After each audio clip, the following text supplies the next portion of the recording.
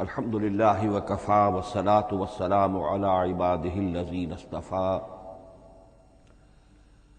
خصوصاً علی افضلہم وخاتم النبیین محمد الامین وعلی آلہ وصحبہ اجمعین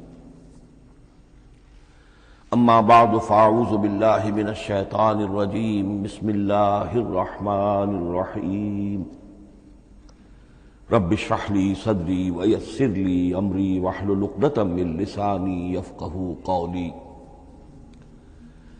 اللہم ربنا آنس وحشتنا فی قبورنا وارحمنا بالقرآن العظیم اللہم اجعلہ لنا اماما ونورا وہدى ورحمہ اللہم ذکرنا منہ ما نسینا وعلمنا منہ ما جہلنا وارزقنا تلاوتہ آناء اللیل وآناء النہار واجعلہ لنا حجتا یا رب العالمین آمین۔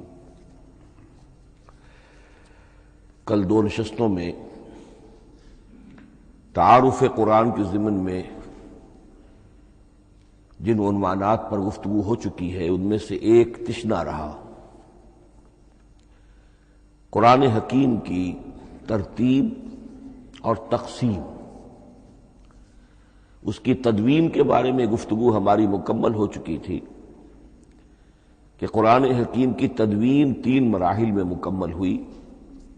اولاً خود حضور صلی اللہ علیہ وسلم نے اللہ تعالی ہی کے حکم سے قرآن مجید کو مرتب کر دیا اور اس مرتب شکل میں امت کو منتقل کیا، ترتیب معین ہو چکی تھی، لیکن وہ کتابی شکل میں ما بین الدفترین جمع نہیں ہوا۔ اس کے بعد دوسرا مرحلہ آیا حضرت ابوبکر صدیق رضی اللہ تعالی عنہ کے عہد خلافت کے دوران، جب بہت سے حفاظ شہید ہو گئے جنگ یمامہ میں، تو تشویش پیدا ہوئی کہ قرآن حکیم کو کتابی شکل کے اندر مرتب بھی کر لیا جائے، جمع کر لیا جائے۔ چنانچہ یہ کام حضرت ابوبکر صدیق کے عہد خلافت میں پورا ہو گیا، اور اس کے لیے مصحف کا نام حضرت عبداللہ ابن مسعود کی تجویز پر حضرت ابوبکر صدیق رضی اللہ تعالی عنہ نے طے کیا۔ لیکن اس کے چونکہ ابھی پڑھنے کے انداز میں لوگوں کو کافی آزادی دی گئی تھی کہ اپنے اپنے لہجے کے مطابق لوگ پڑھ سکتے ہیں، تو اس سے محسوس ہوا کہ اب اس کے لکھنے کے انداز میں بھی فرق آ رہا ہے، تو اس لیے ضرورت محسوس ہوئی کہ اس کا ایک اسکرپٹ، ایک رسم الخط جو متفق علیہ ہو، اجماعی ہو، وہ طے کر دیا جائے۔ چنانچہ یہ تیسرا مرحلہ حضرت عثمان رضی اللہ تعالی عنہ کے عہد خلافت میں طے پایا، اسی لیے اس کو اب مصحف عثمانی کہتے ہیں، اس لیے کہ وہ رسم الخط اب ہمیشہ ہمیشہ کے لیے طے ہے۔ اس کے آفیشل نسخے تیار کیے گئے، اور بڑے بڑے شہروں میں جو بھی اس وقت اس مسلمان ممالک تھے ایک ایک نسخہ بھیج دیا گیا، اور باقی نسخے جو ہیں وہ تلف کر دیے گئے۔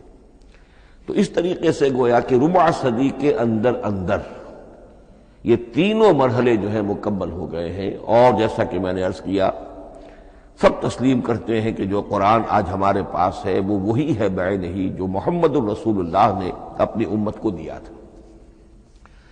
البتہ جہاں تک قرآن کی ترتیب اور تقسیم کا تعلق ہے، بعض باتیں تو میں بیان کر چکا ہوں، ان کا صرف اجمالی اعادہ کروں گا۔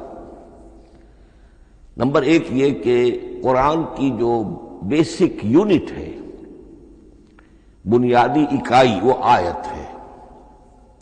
آیت کو ہم جملہ نہیں کہہ سکتے، آیت کو ورس نہیں کہہ سکتے، مصرع نہیں کہہ سکتے، اس کی اسی اصطلاح کو ہمیں ریٹین کرنا ہوگا۔ آیتیں چھوٹی بھی ہیں، بڑی بھی ہیں۔ آیتیں صرف حروف مقطعات پر بھی مشتمل ہیں اور مرکبات ناقصہ پر بھی مشتمل ہیں، پورے جملے کی ایک آیت بھی ہے، اور کئی جملوں پر ایک آیت بھی مشتمل ہے۔ یہ تمام امور توقیفی ہیں، یعنی حضور صلی اللہ علیہ وسلم کے بتانے پر موقوف علیہ، ان میں کسی کے اجتہاد کو، کسی منطق، کسی گرامر، کسی نحو، کسی بیان کے کسی اصول کو کوئی دخل نہیں۔ جہاں تک آیتوں کی تعداد کا تعلق ہے وہ مختلف فی ہے، وہ اتفاقی نہیں ہے، اس لیے کہ 6,500 کے لگ بھگ آیات ہیں۔ فرق کیوں ہے؟ ایک بڑا فرق تو اس وجہ سے واقع ہو جاتا ہے کہ تمام سورتوں کے آغاز میں جو آیت بسم اللہ لکھی ہوئی ہے اس کے ضمن میں ایک اختلاف ہے کہ آیا ہر مرتبہ اس آیت کو کاؤنٹ کیا جائے یا نہ کیا جائے۔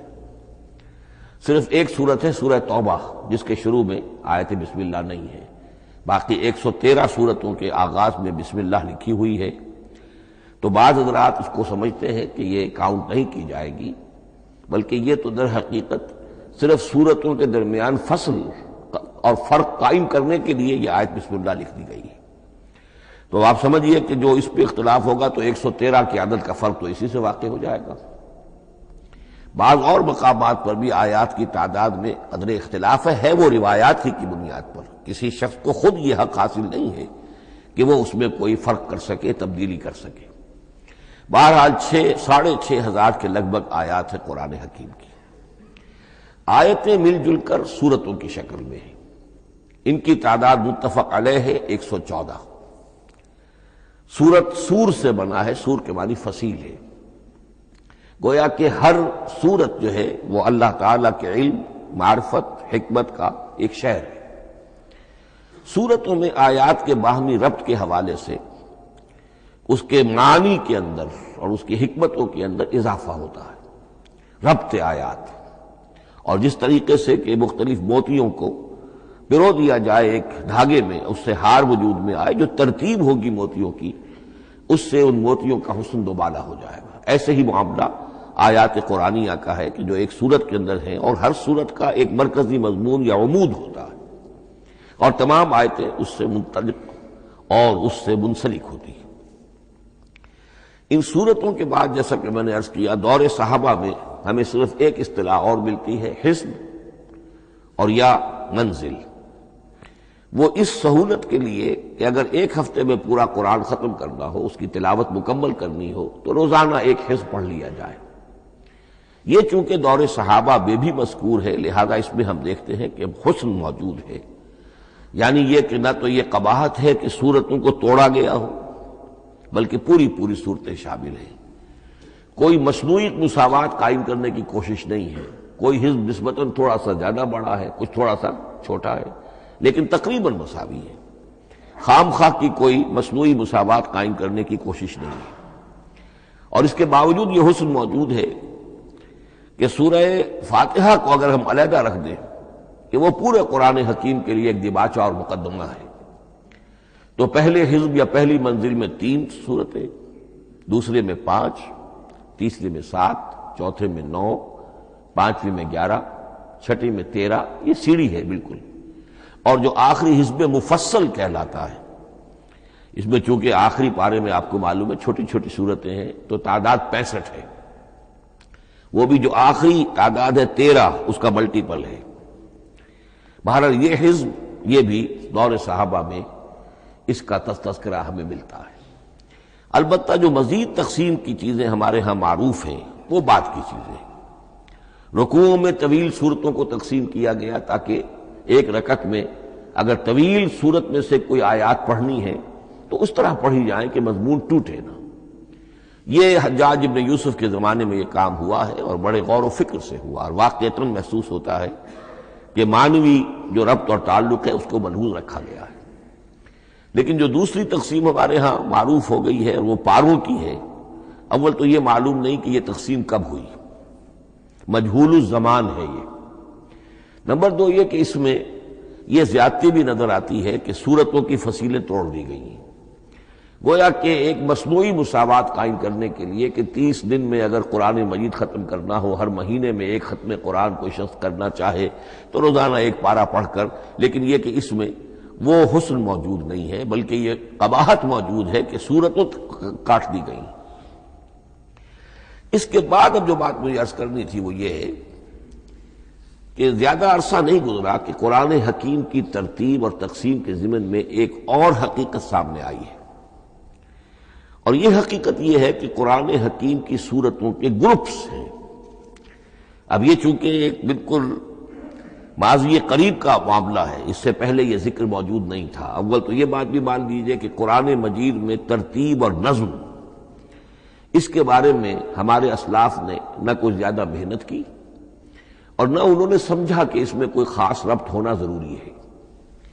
لیکن یہ کہ عہد حاضر میں مولانا حمید الدین فراہی رحمۃ اللہ علیہ ہندوستان میں ایک ایسے عالم پیدا ہوئے کہ جنہوں نے نظم قرآن کو اپنا خاص موضوع بنایا کہ یہ جو آیات باہم جوڑی گئی ہیں تو آخر کوئی حکمت ہے، سورتوں میں جو ربط قائم کیا گیا ہے یقیناً حکمت پر مبنی ہے، ورنہ سب سے سیدھی ترتیب تو جیسا کہ میں نے کل عرض کیا تھا یہ ہوتی، ترتیب نزولی سے قرآن کو مرتب کر دیا جاتا۔ لیکن یہ کہ سورتیں آپ کو معلوم ہے طویل سورتوں میں ایسا بھی ہے کہ وہ ایک وقت میں نازل نہیں ہوئی بلکہ متعدد اوقات میں، اور سورہ بقرہ جو ہے وہ تقریباً 2 سال میں اس کی جو تنزیل ہے وہ مکمل ہوئی۔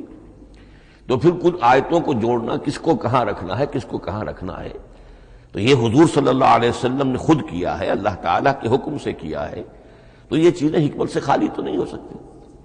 تو انہوں نے اس کو خاص اپنا موضوع بنایا اور ان کے سامنے بعض حقائق آئے ہیں، وہ حقائق ہیں جو اب میں آپ کے سامنے بیان کر رہا ہوں۔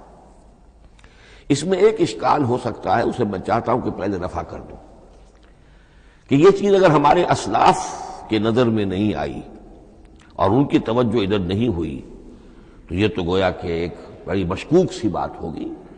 قرآن مجید کے علم کے ضمن میں گویا کہ متقدمین کے فہم پر ہمیں کچھ تان کرنا ہوگا، لیکن یہ بات درست نہیں ہے۔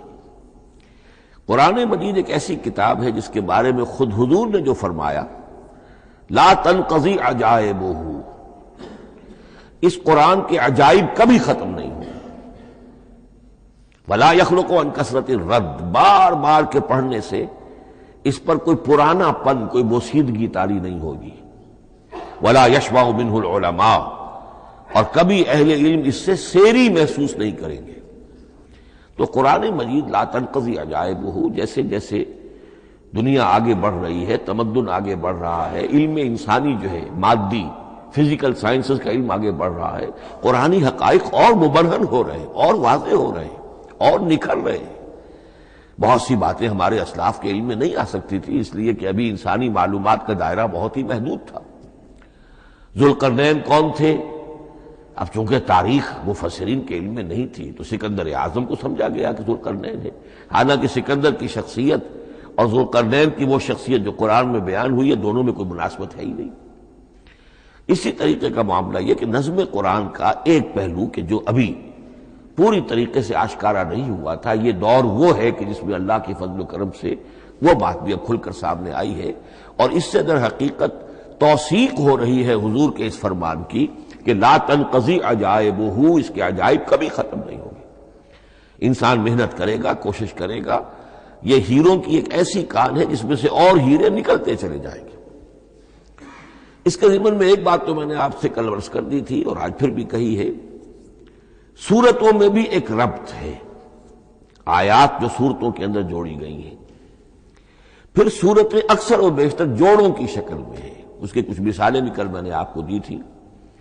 قرآن مجید کی ایک آیت مبارکہ ہے وَمِن كُلِّ شَيْءٍ خَلَقْنَا زَوْجَيْنِ لَعَلَّكُمْ تَعْقِلُونَ یا لَعَلَّكُمْ تَذَكَّرُونَ، مجھے پوری طرح یاد نہیں ہے۔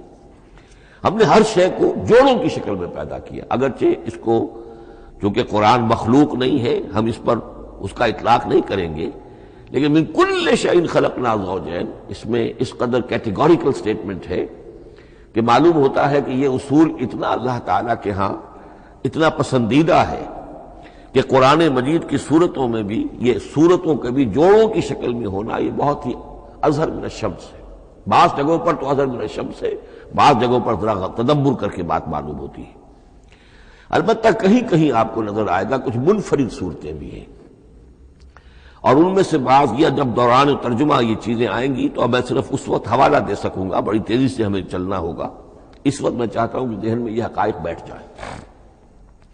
بعض جگہوں پر آپ دیکھیں گے 3 صورتوں کے گروپ ہیں، ان میں سے 2 کے مابین تو نسبت زوجیت کامل ہے، بلکہ یہ سمجھ لیجئے نسبت زوجیت کہتے کس کو ہے؟ 2 چیزیں مل کر کسی مقصد کی تکمیل کریں، ان دونوں میں ایسی نسبت ہونی چاہیے ریسیپروکل کہ وہ ایک دوسرے کی تکمیل کے لیے اور کسی مقصد کے حصول کے لیے ان کے مابین ایک تعلق قائم ہو، یہ زوجیت ہے۔ اسی طریقے سے قرآن مجید میں جب صورتیں آتی ہیں جوڑوں کی شکل میں تو کسی مضمون کا ایک رخ وہ ایک صورت میں آ جائے گا، اس کا دوسرا رخ دوسری صورت میں آ جائے گا، اور دونوں مل کر جسے ہم کہتے ہیں تصویر کے دونوں رخ، وہ رخ مکمل ہو جائیں گے، بات پوری ہو جائے گی۔ البتہ بعض جگہوں پر ہے تین تین صورتوں کے سب گروپس ہیں۔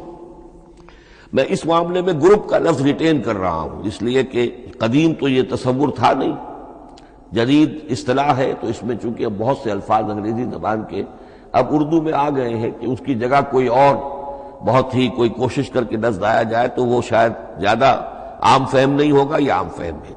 تو گروپس اور سب گروپس، چھوٹے گروپ بڑے گروپ، تو یہ چھوٹے گروپ جو ہے تین تین صورتوں کے، ان میں سے دو کے مابین تو نسبت زوجیت بتمام و کمال ہوگی اور تیسرے کی حیثیت ضمیمے کی ہوگی۔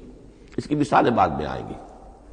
البتہ یہ جو ضمیمے ہوتے ہیں خود ان کے یا جو دوسری منفرد صورتیں ہیں خود ان میں آپ کو فصل کے ساتھ نسبت زوجیت مل جائے گی۔ اس سے آگے چلیے، اب اصل ہے وہ شے جس کو میں آج چاہتا ہوں بیان کرنا۔ قرآن حکیم کی صورتوں کی ایک گروپنگ اس اعتبار سے سامنے آئی، کچھ صورتیں مکی پھر مدنی پھر مکی پھر مدنی پھر مکی پھر مدنی پھر مکی پھر مدنی، ایسا کیوں ہے؟ بڑی قابل غور بات ہے، اس میں کوئی حکمت ہے؟ اور عجیب بات یہ سامنے آئی، اس اعتبار سے بھی قرآن کے 7 گروپ بنتے ہیں، ہر گروپ میں ایک یا ایک سے زائد مکی صورت اور پھر ایک یا ایک سے زائد مدنی صورتیں، ایک گروپ پورا ہو گیا۔ دوسرے گروپ میں پھر ایک یا ایک سے زائد مکی صورت، پھر ایک یا ایک سے زائد مدنی صورتیں، وہ پھر گروپ مکمل ہو گیا۔ یہ گروپ بھی قرآن حکیم میں 7 ہے۔ یہ گروپ جو ہے قرات کے لیے نہیں ہے، یہ گروپ جو معنوی تقسیم ہے غور و فکر کے اعتبار سے، کہ ہر گروپ کا ایک عمود ہے، ایک مرکزی مضمون ہے، اور اس جس طریقے سے صورتیں دو مل کر ایک مضمون کی تکمیل کرتی ہیں، اسی طرح ہر گروپ کی مکی اور مدنی صورتیں مل کر ایک بڑے مضمون کی تکمیل کرتی ہیں۔ اس طریقے سے گویا کہ یہ قرآن مجید میں 7 گروپ ہے بڑے بڑے، جو کہ جس میں کہ صورتیں جو ہیں وہ جمع کی گئی ہیں۔ مثلاً میں اب آپ کو اشارتاً بتا دوں، پہلے گروپ میں سورہ مکی جو ہے وہ صرف ایک ہے، سورہ فاتحہ، تعداد میں تو ایک ہے، وہ اپنے حجم کے اعتبار سے چھوٹی بھی ہے لیکن بہت بھاری صورت ہے۔ وَلَقَدْ آتَيْنَاكَ سَبْعًا مِنَ الْمَثَانِي وَالْقُرْآنَ الْعَظِيمِ، محض اس صورت کو بھی قرآن عظیم کہا گیا ہے۔ لیکن ایک صورت مکی سورہ فاتحہ، پھر 4 طویل ترین صورتیں مدنی، بقرہ، آل عمران، نساء، مائدہ۔ دوسرے گروپ میں 2 صورتیں مکی، 2 مدنی، الانعام، الاعراف مکیات، الانفال، التوبہ مدنیات۔ تیسرا گروپ چلتا ہے، 14 صورتیں مسلسل چلی جا رہی ہیں مکی، سورہ یونس سے، سورہ یونس، سورہ ہود، سورہ یوسف، سورہ رعد، سورہ ابراہیم، چلتے جائیے، سورہ حجر، سورہ نحل، سورہ بنی اسرائیل، سورہ کہف، سورہ مریم، سورہ طٰہٰ، سورہ انبیاء، سورہ حج اور سورہ مومنون، 14 صورتیں۔ اب آئی ایک مدنی صورت، سورہ نور، یہ تیسرا گروپ مکمل ہو گیا۔ چوتھے گروپ میں بھی یہی بات آپ کو نظر آئے گی، الفرقان سے سورہ سجدہ تک 8 صورتیں مکی ہیں، اور پھر ایک صورت آتی ہے سورۃ الاحزاب، وہ مدنی ہے۔ اب یہ جو ایک ایک صورتیں آئی ہیں، سورہ نور اور سورہ احزاب، ہر شخص کو اندازہ ہو جائے گا یہ آپس میں جوڑے کی شکل رکھتی ہیں، ان کے مضامین بہت ایک دوسرے سے مشابہ ہیں، بہت مشابہ ہیں، لیکن یہ کہ وہ اس طریقے کا جوڑا نہیں ہے کہ اسی گروپ میں ان کا جوڑا موجود ہو، اس کا جوڑا جو ہے وہ دوسرے گروپ میں ہے۔ پھر آئیے 5واں گروپ ہے، سورہ سبا سے احقاف تک، یہ 13 صورتیں مکی ہیں، اور پھر سورہ محمد صلی اللہ علیہ وسلم سے سورۃ الحجرات تک 3 صورتیں مدنی ہیں، یہ کل 16 صورتیں ہیں۔ چھٹے گروپ میں سورہ قاف سے سورہ واقعہ تک 7 صورتیں، یہ مکی ہے، اور سورہ حدید سے سورہ طلاق تک 10 صورتیں مدنی ہیں، یہ 17 صورتیں ہیں۔ آخری جو ہے وہ سورۃ الملک سے سورۃ الاخلاص تک 46 صورتیں، اور سورہ معوذتین جو ہے یہ 2 ہے کہ جو مدنی ہے۔ بعض کا اس میں اختلاف ہے، وہ میں بعد میں عرض کروں گا، لیکن جو میری رائے ہے وہ میں آپ کے سامنے رکھ رہا ہوں۔ اس طریقے سے یہ 7 گروپ جو ہیں قرآن مجید میں سورتوں کے وجود میں آئے۔ ہر گروپ کا ایک مرکزی مضمون ہے۔ مثلا پہلے گروپ کا مرکزی مضمون شریعت ہے۔ سورہ فاتحہ میں اہدنا الصراط المستقیم، اے اللہ ہمیں سیدھا راہ دکھا، سیدھے راستے کی ہدایت بخش۔ اب وہ سیدھا راستہ کیا ہے؟ شریعت خداوندی، شریعت الہی، اور شریعت مکمل ہو جاتی ہے ان 4 صورتوں میں۔ شریعت محمدی کا جو بلو پرنٹ ہے، ابتدائی خاکہ جو ہے، وہ آپ کو سورہ بقرہ میں ملے گا، اور اس کی جو تکمیلی صورتیں ہیں، تکمیلی احکام ہیں، وہ سورہ مائدہ۔ اس کے علاوہ اس گروپ میں جو زیادہ زور ہے وہ سابقہ امت مسلمہ سے گفت و شنید۔ سابقہ امت مسلمہ میں یہودی اور نصارہ دونوں شامل ہیں۔ اب ان پر جرح بھی ہے، ان پر تنقید بھی ہے، ان کو ملامت بھی ہے، ان کو ان کی قرارداد جرم ان کے خلاف جو ہے وہ بھی دی گئی ہے، اور پھر یہ کہ ان کو معزول کر کے اور نئی امت کو اس مقام پر نصب کرنے کا اعلان ہے، اور ان کو بڑی زوردار دعوت ہے کہ اب محمد پر ایمان لاؤ اور قرآن پر ایمان لاؤ صلی اللہ علیہ وسلم۔ یہ پہلا گروپ ہے۔ اسی طریقے سے ہر گروپ کا، اب یہ ساتھ ساتھ جب ہم چلیں گے تو میں تفصیل کے ساتھ بیان کرتا جاؤں گا کہ اس گروپ کا یہ مرکزی مضمون ہے، اور اس طور سے یہ صورتیں آپس میں ایک دوسرے کے ساتھ مربوط ہیں۔ ان گروپوں میں آپ نے دیکھا ہوگا کہ پہلے اور آخری گروپ، ان کی ایک ریسیپروکل سی صورت ہے کہ پہلے گروپ میں مکی صورت صرف ایک چھوٹی سی، اور مدنی صورتیں 4-6 پارے سے زائد پر پھیلی، جبکہ آخری گروپ میں سارے دونوں پارے جو ہے سورہ ملک سے شروع ہو کر مکی صورتوں پر مشتمل ہے، آخر میں آ کر چھوٹی چھوٹی صورتیں وہ مدنیات ہیں۔ یہ ایک دوسرے کے بالکل ریسیپروکل ہیں، کانورس۔ لیکن دوسرا گروپ ادھر سے اور دوسرا ادھر سے، یعنی چھٹا، یہ بڑے متوازن ہیں۔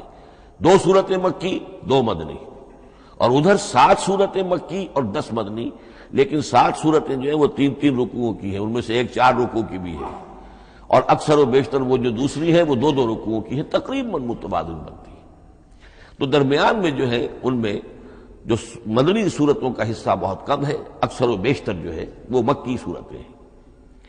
ان مکی صورتوں کے اندر بھی جو 6 گروپ تقریباً بنتے ہیں، اس لیے کہ پہلی گروپ کے اندر تو مکی صورت صرف سورہ فاتحہ ہے، تو ان میں سے پہلے 2 گروپوں میں رسالت کا مضمون مرکزی مضمون ہے، درمیانی 2 گروپوں میں توحید کا مضمون مرکزی مضمون ہے، آخری 2 گروپوں میں انذار آخرت کا مضمون مرکزی مضمون ہے۔ آخری صورتیں آپ کو معلوم ہے سورہ قاف سے شروع ہو کر، تو پھر یہ انذار آخرت جو ہے ان سب کا مرکزی مضمون ہے۔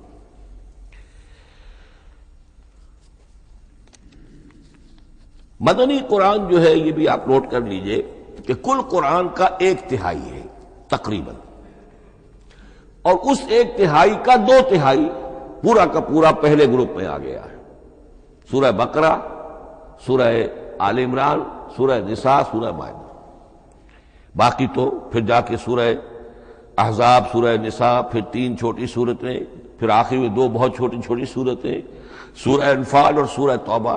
لیکن یہ کہ یہ 2/3 جو ہے مدنی قرآن کا حجم بالکل پہلے ہی اس گروپ کے اندر آ گیا ہے۔ اس کی بھی حکمت ہے، کیوں مدنی صورتوں کو پہلے رکھا گیا؟ میرے علم میں نہیں ہے کہ اس موضوع پر کسی شخص نے گفتگو کی ہو سوائے محمد مارمڈیوک پکتھال کے۔